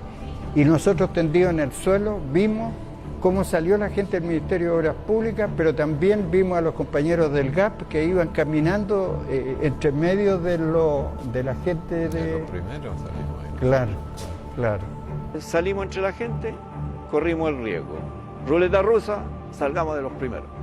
Las armas las escondimos en diferentes lugares, ya, todas escondidas. Arriba en las luces, las metimos. En algunos rincones, todo eso lo dejamos escondido. Lo único que teníamos en nuestros bolsillos era el carnet de identidad. Y nos pusimos aquí, de los primeros. Estaba toda la gente amontonada aquí, pidiendo que abrieran para que salir y todo eso. Y bueno, finalmente vienen, se instalan aquí militares y empieza a salir la gente. Y vamos saliendo aquí y nos revisan todo y ya allá al frente, la cara hacia el suelo y las manos en la nuca. Y después de, no sé, 20 minutos ya, un oficial da la orden de, ya, toda esta gente entregan su carnet de identidad y en 3 días más vienen a retirarlo acá al Ministerio de Defensa. Ya, pues, todos entregamos el carnet de identidad y nos fuimos a la casa. Nos fuimos. Y así fue como salimos. Acto seguido, llegaron los bomberos, empezaron a apagar el incendio, después nos llevaron al regimiento Tacna. Dentro de los detectives que fuimos al regimiento Tacna, había 3 chicos del GAP que por un error de los conscriptos o los militares, en vez de traerlos de vuelta donde estábamos los detenidos de La Moneda, se los llevaron y los dejaron en el que correspondía a los infractores del toque de queda o que se habían sacado de alguna industria. En el cual estaba mi hermano, Claro, Rodolfo. Claro. Y bueno, y que también salvaron con vida, para nosotros siempre fue una incógnita. Yo no sé cómo discriminó el ejército en el regimiento Tacna a quienes iban a fusilar y a quienes no, porque esa fue materia interna. Ahora sé que cuando nosotros no supimos que lo habían fusilado y con el tiempo solamente se vino a saber la verdad. Su comportamiento mirado desde el punto de vista estrictamente militar, y estamos hablando de un puñado de jóvenes, fue muy superior a los comandos. Si se analiza lo que pasó militarmente el 11 de septiembre del 73, eso es vergonzoso para el ejército. Que teniendo un blanco fijo, sin defensa antiaérea, con unos cuantos muchachos ahí, usando tanques, artillería, vehículos blindados, comandos, no hayan podido tomarlo, hayan tenido que recurrir a la Fuerza Aérea y bombardear un blanco fijo e indefenso para poder tomarse eso. Eso fue vergonzoso. Yo creo que si el ejército tiene un cuaderno militar, que debe tenerlo, por estas acciones bélicas, ese cuaderno militar no debe albergar mucha gloria.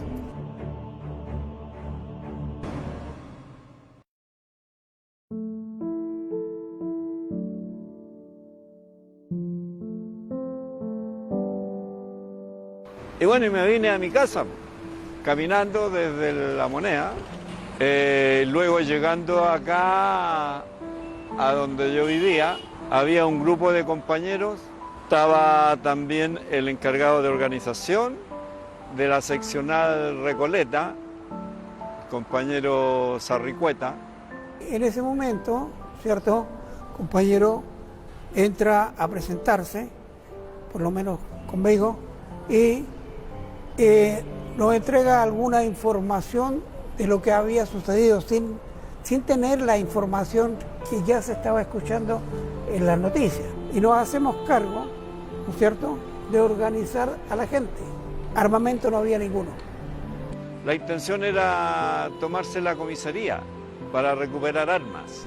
lo que eran escopetas de caza, ¿no es cierto?, lo que eran revólveres viejos. Había un par, pero no más de eso. Me conversa el chino, el jano que le llamamos, una tía que vivía cerca de acá, me dice que tenía ahí una pistola, una Browning, calibre 9, con varios cargadores. En un momento determinado, ¿no es cierto?, él decide que había que buscar alimento para una resistencia transitoria. Y con mi amigo Manuel decidimos tomar una camioneta que estaba estacionada en la plaza, que no entendíamos por qué Carabineros no la tomaba. Era justamente una camioneta del año, una camioneta del Ministerio de Obras Públicas justamente, tenía el disco en la puerta.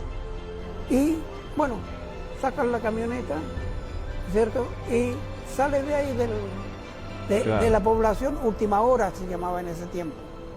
Y nosotros salimos en la camioneta muy lento, muy lento, muy lento, muy lento, ya, y cuando estamos aquí al frente de la comisaría, habían 2 o 3 carabineros afuera de guardia, con fusiles y todo, y nos miraban, y nos miraban, y nos miraban, ya, y nosotros los saludamos, ya, y bueno, y cuando ya estamos pasando la comisaría, aceleramos a fondo y desaparecimos. Veníamos con Manuel en la camioneta de vuelta, ya, nos estaban esperando Carabineros, y nos bajan de la camioneta y a nosotros nos trajeron como por aquí en este lugar. Empiezan a golpearnos y a preguntarnos quién eran los que estaban dirigiendo ahí en la población, cuáles eran los dirigentes, quién era el jefe, todo eso, y permanentemente disparándonos alrededor de nosotros. No me intimidaba, digamos, a mí no lograban ponerme en apuro, por decir de alguna manera, ¿ya? Porque yo sabía que nos iban ahí, nos moríamos, y bueno, no íbamos a morir ahí suplicándole nada. Entonces ese carabinero de repente ya se transcurre y le dice al teniente que yo era del GAP. Y bueno, yo negué, le conté una historia ahí que bueno, que nada que ver, que yo no era del GAP, en fin. Y llega el momento en que nos dice el teniente que teníamos 1 minuto para llegar a un determinado lugar. Y Manuel ya va partiendo y yo lo tomo y le digo, no, le digo, ven para acá, quédate aquí. De aquí no nos movemos. Y si ustedes quieren asesinarnos, asesínennos aquí. ¿Para qué nos van a hacer correr para allá?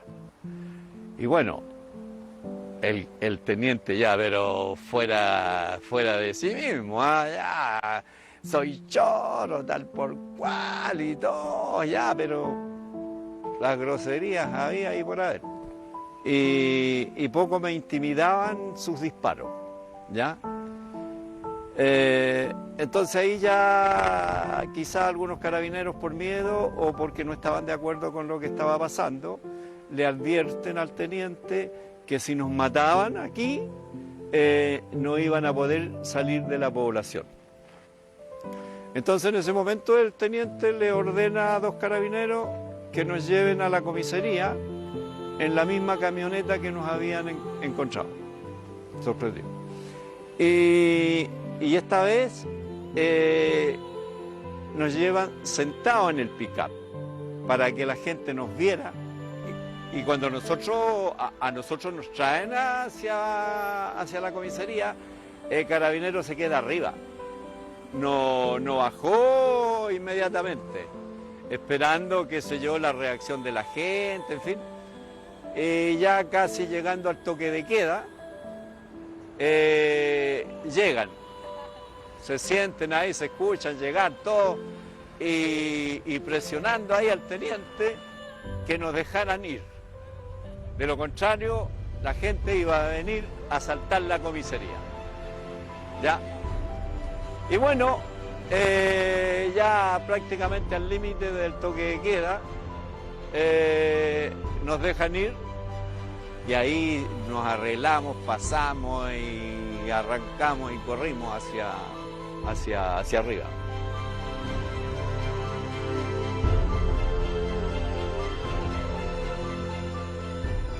Bueno, este es el memorial que hay acá de las personas que asesinaron aquí durante la dictadura, el cual podíamos haber estado de los primeros ahí con mi amigo Manuel, ya, pero el destino quiso otra cosa.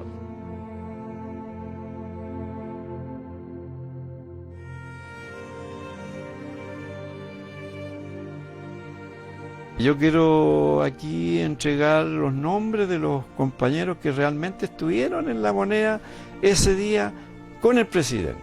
Castro Zamorano, Manuel Ramón. Fraides Medina, José. Lagos Río, Óscar Reinaldo. Montiglio, Morúa, Juan José. Moreno Pulgar, Julio Hernán. Ramos Rivera, Osvaldo del Carmen. Rodríguez Riquelme, Luis Fernando. Tapia Martínez, Julio. Valladares, Caroca, Óscar Enrique. Él era el jefe de la escolta ese día 11, de los compañeros que componíamos la escolta. Vargas Contreras, Juan Alejandro. Sotelo, Ojeda, Jaime Gilson. Él era otro de los jefes del GAP. Urrutia, Molina, Héctor, Daniel. Esos son los 13 compañeros que estaban en La Moneda con el presidente y que fueron detenidos y desaparecidos. ¿Ya? Y estaba también ahí Hugo García Herrera, mi hermano, que él, por esas casualidades, en el Tacna lo cambiaron de grupo y se salvó, lo llevaron al estadio Víctor Jara, después al Estadio Nacional y después ahí se perdió entre toda la gente y lo dejaron salir sin saber quién era. Estos son personas que no correspondían al GAP. Compañeros que llegaron ahí con algunos dirigentes temprano, Aguirre Vázquez Antonio, Orrego González Jorge Osvaldo, Avilés Jofré Óscar Luis del Carmen. Después vienen de Cañaveral 9 compañeros que estaban, algunos de ellos estaban recién pasando el curso. Y vienen con Blanco Tarré, el Bruno, que era para nosotros, que él era otro de los jefes. Acá tenemos, entonces, de los que fueron detenidos en la Intendencia, a Blanco Tarré Domingo, Garcés Portigliati, Pedro Juan, Jorgera Leighton González Mario, Ramírez, Barría, William, Osvaldo, Carreño, Calderón, José, Belisario, Cruz, Zavala, Carlos Alfonso, Gamboa, Pizarro, Luis Alfredo, Marambio, Araya, Óscar, Osvaldo, Montero, Salazar, Edmundo, Enrique. Esos son los 9 compañeros que fueron detenidos en la Intendencia, desaparecidos hasta el día de hoy. ¿Ya? Y entre ellos venía Roper Contreras Enrique Andrés, que era el hijo de la Payita. Lo hicieron desaparecer, lo asesinaron, ¿ya? Solamente el delito de él haber sido hijo de la Payita. O sea, así de cobarde actuaban los heroicos soldados de Chile.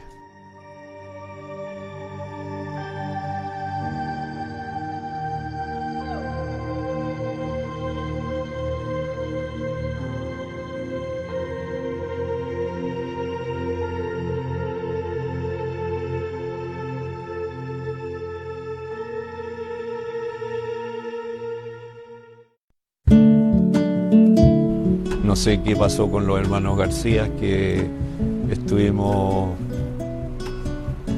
ahí, echándonos al ataúd. Quiero decirle a mi hermanito que está en Francia muy enfermo y decirle que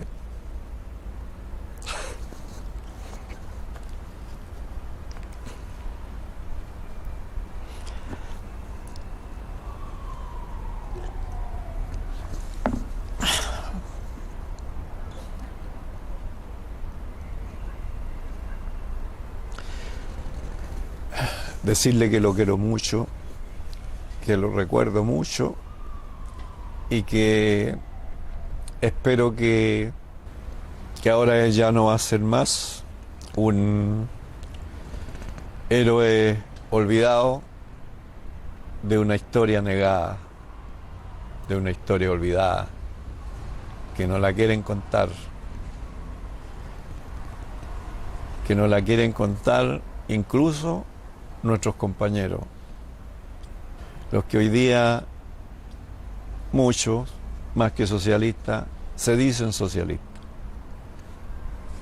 Nos robaron el partido, hermano. Pero la esperanza es lo último que se pierde y ojalá en algún momento aparezcan jóvenes, así como fuimos nosotros en aquel tiempo, dignos.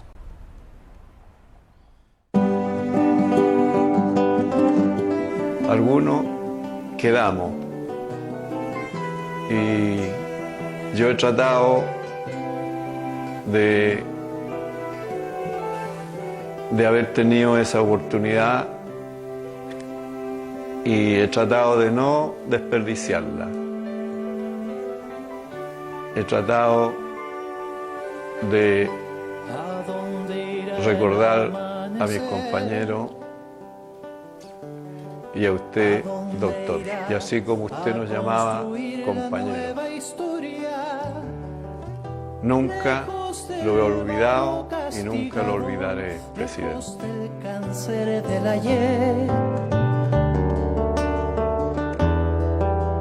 Lejos del fuego, lejos del mar que estremece, se irá forjando la verdad, se irá cantando que la vida es para glorias, se hará camino para siembra, se hará una almohada para sueños, se hará un jardín, se hará raíz, se hará en la noche la luz, dejaremos huellas sin perder el rumbo entre los rincones de tu hogar. Crecerá este canto como enredadera, como sangre y furia de un volcán.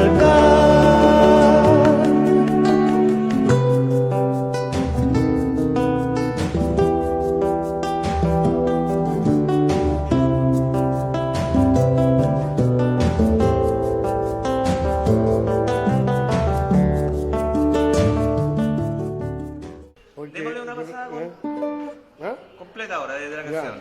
¿Ya?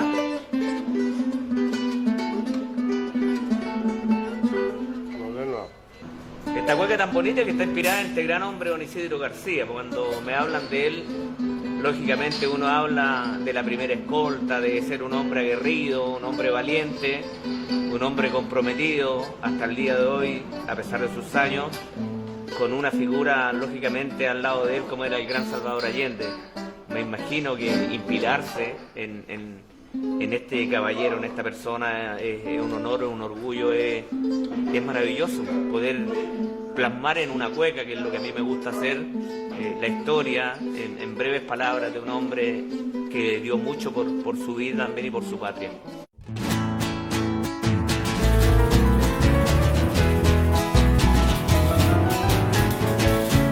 Fue la última escolta y también la primera línea, defendiendo la gran causa con garra, con valentía.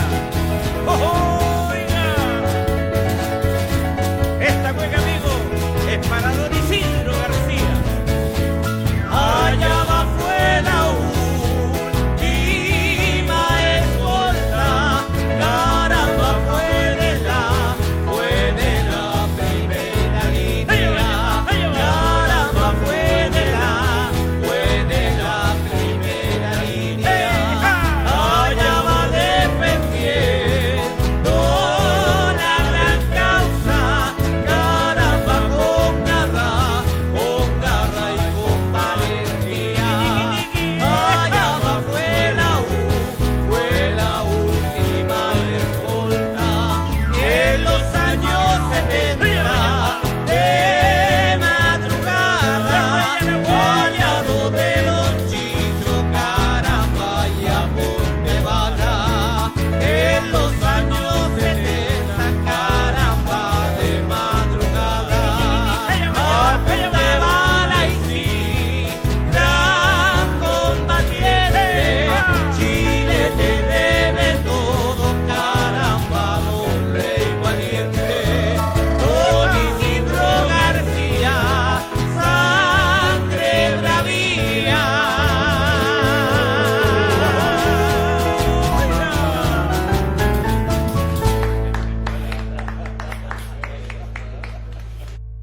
Un honor, don Isidro, una cueca con usted, con cariño, con el alma. Gracias a usted, gracias a usted.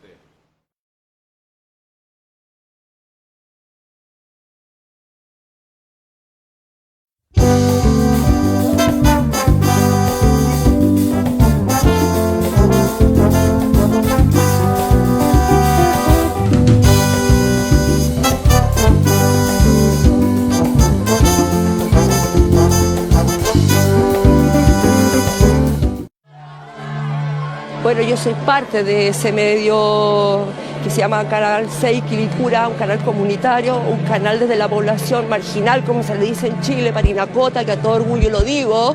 Es de mucho esfuerzo. Los canales comunitarios no reciben recursos de afuera. Sobrevivimos, que nadie se imagina cómo, pero siempre hemos estado desde la lucha social, desde la verdad, desde informar al pueblo la verdad de lo que está pasando. Somos la plataforma del que no son escuchados para ser la voz de los sin voz. Este no es un tema de partidos políticos, no es el Colo la U, no es religiones, entonces hay que entregar información verdadera de lo que está pasando realmente en el país, que es lo que la televisión chilena no hace. Nosotros simplemente le ponemos el micrófono al ciudadano común, no a los de siempre, porque es a ellos lo que la gente merece escuchar.